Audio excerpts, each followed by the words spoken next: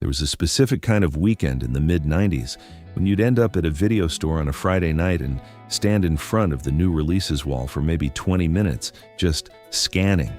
The covers, the font choices, the faces. And there was a face that kept showing up, in the comedy section, in the drama section, somehow on a shelf near the horror movies too. You didn't plan to keep renting movies with this guy in them. It just kept happening. I want to ask you something, and I want you to sit with it for a second before you answer. Do you actually know what Devon Sawa has been doing for the last 20 years? Not what you assume.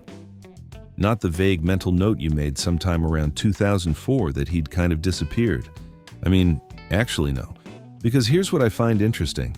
Most people in that 40 to 50-something range, if you ask them about Devon Sawa, they get this look. It's not a sad look. It's more like the look you get when someone mentions a restaurant you used to love and you realize you have absolutely no idea if it's still open. A little surprised at yourself for not knowing. A little curious, suddenly, in a way you weren't 30 seconds ago. That's the look this video is for. So let's go back. Not to the very beginning. We don't need to start there. Let's go to 1995, which is honestly the right place to start because 1995 is when it clicked. Casper came out that summer, the big CGI ghost movie, the one with Christina Ricci.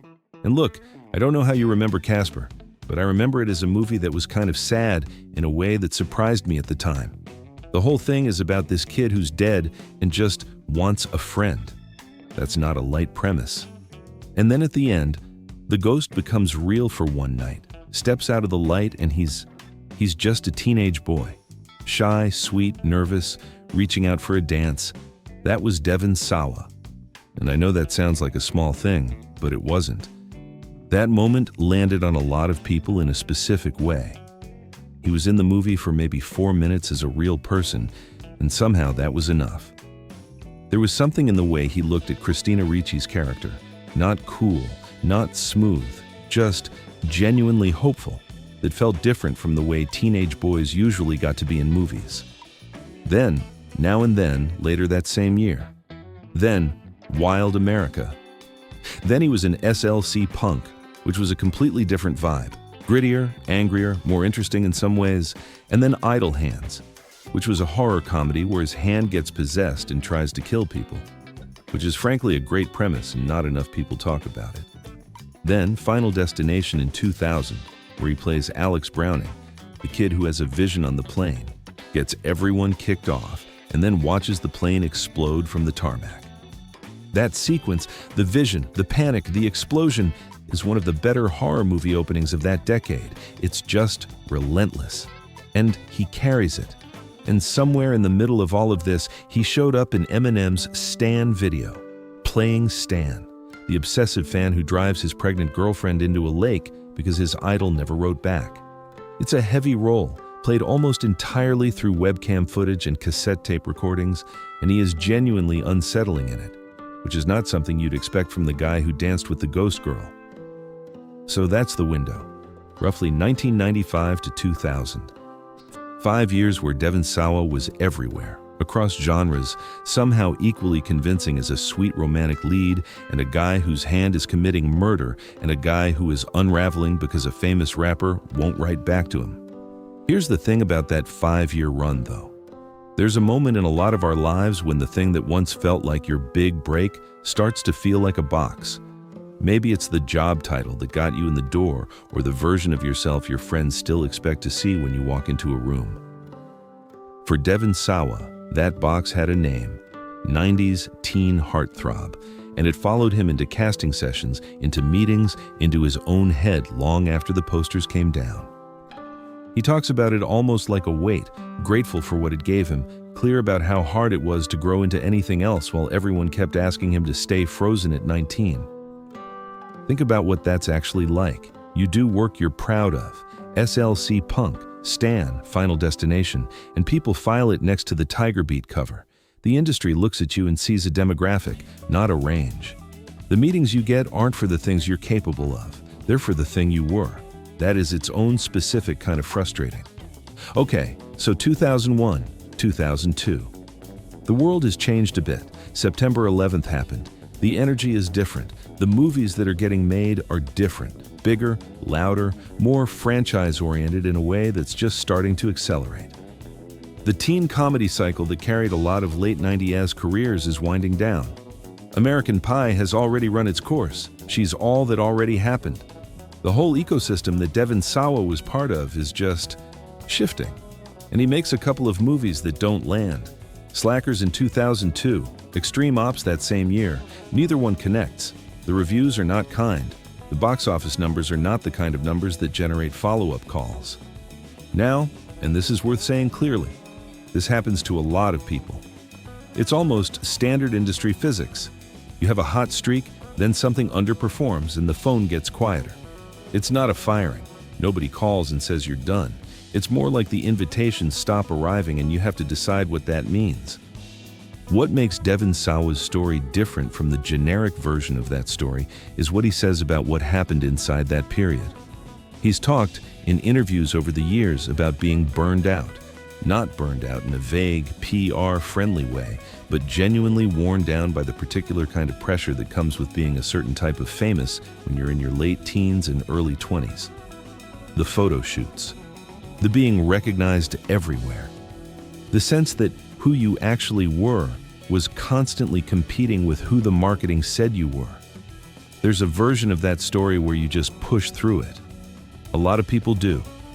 They're in their mid-20s, they've got momentum, they swallow whatever they're feeling and they take the next audition. And maybe that works. Or maybe you grind yourself down trying to fit into roles that stopped fitting 3 years ago. Devon Sawa didn't do that. He pulled back. He's been pretty open about this. He took time away. He wasn't doing a lot of press, wasn't chasing the next thing. He's mentioned stepping away to get some clarity on who he was outside of the whole machine. And I think this is a choice that's easy to underestimate when you're on the outside looking in. Because from the outside, it just looks like he stopped showing up. The career got quiet, then quieter. By the mid-2000s, if you'd asked someone whatever happened to Devon Sawa, most people would have shrugged and said they assumed he'd retired or moved somewhere. I want to be honest, I was one of those people. I'm pretty sure I had some half-formed theory that he'd gone back to Canada. I don't know where I got that. I think I just needed a story that made the math add up. Here's what was actually happening. He was still working. Not at the level he'd been working at. The budgets were smaller, the distribution was different, the projects weren't getting the same visibility. But he was working. And somewhere in the back half of the 2000s and into the 2010s, something started to shift again. He joined the cast of Nikita. The CW action show ran from 2010 to 2013. Maggie Q in the lead, spy thriller, pretty well regarded. Devon Sawa had a recurring role across multiple seasons. Not a cameo, not a blink and you miss it appearance, a sustained character that he played consistently for years. And here's the thing about Nikita, it wasn't headline news. It didn't generate the kind of coverage that brings someone back onto the cultural radar. If you weren't watching it, you didn't know he was in it, which meant that a significant portion of his fan base, the people who remembered him from Casper and Final Destination, just didn't know. That gap, that lag between what he was actually doing and what people thought he was doing, is kind of central to why we're even having this conversation. Then, Hunter x Hunter in 2020. This is the one that, if you've seen it, you probably have a strong reaction to. It's a film about a family living off the grid in the wilderness, and Devon Sawa plays, I'll say this carefully, a very bad person, a genuinely menacing character.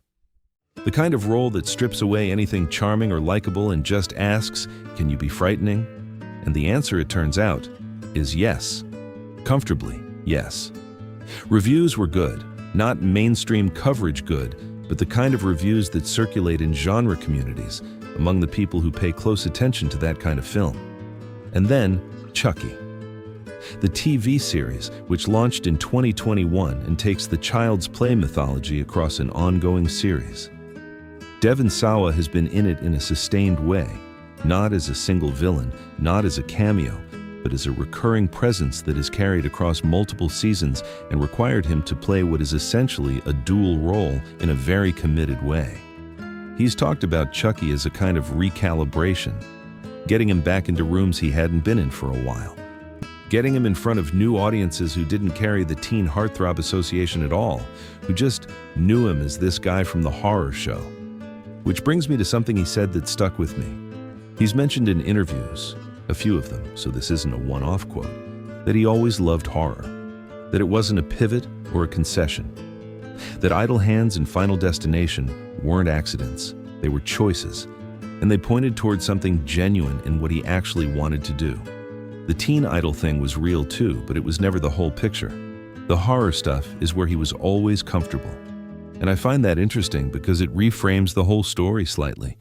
The version of his career that involves a fall and a rebuild is real, but it's not the only version. There's also a version where he's a guy who always wanted to do horror, found himself swept into a teen fame machine for 5 years, let it carry him as far as it could, and then came out the other side, doing the thing he actually wanted to do. Those two versions are both true. They just emphasize different things. So where is Devon Sawa right now? He's in his mid-40s. He's been working consistently, which I think is genuinely underreported. The Chucky series is ongoing. He was cast in Hard Eyes, a horror film released in 2025. A Return of the Living Dead reboot has his name attached to it.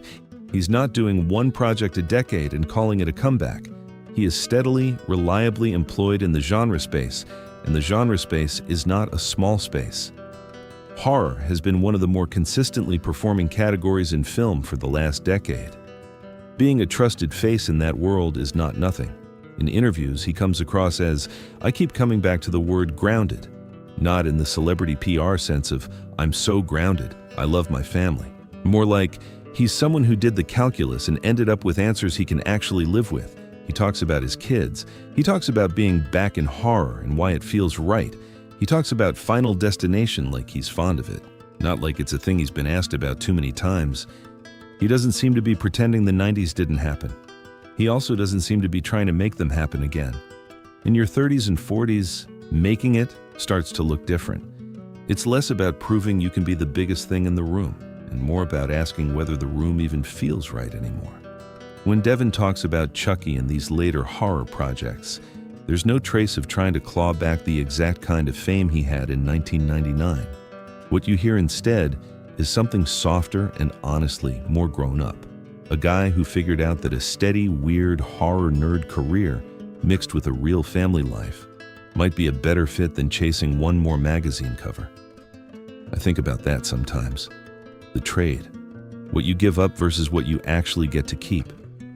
Because the other version of Devon Sawa's story, the version where he does push through, where he grinds it out through the mid-2000s and keeps chasing the next studio movie. Who is that person now? Maybe he's more famous. Maybe he has a bigger house. Maybe he's also just more tired, in a way that doesn't show up in any interview. That's not a question you can answer. But it's the right question to sit with. Here's what I keep coming back to with this one. He was never a cautionary tale. That's the thing. The whole whatever happened to Devon Sawa framing, including the name of this channel I'm aware, implies a mystery, a fall, a tragedy somewhere in the middle. And that's just not what's there. What's there is a person who came out of a very intense, very strange few years of early fame, decided not to let it eat him, and then went and built something that actually suited who he was. That's not an accident. That's not luck. It requires a specific kind of self-knowledge that a lot of people never develop, and a specific kind of courage that's easy to underestimate because it doesn't look dramatic from the outside. The internet occasionally asks if Devon Sawa is still alive. The question is usually a joke. The answer, and I think this is the part that deserves a little more than a joke, is yes. Very much so. He's working. He's in movies you should probably see if you like this kind of thing. He's made a life that looks like something he chose, not something that was handed to him and then taken away. And the question I keep not quite being able to answer is this. How many people who had what he had at 22 can say the same thing? Not many. That's not a guess, that's just the math.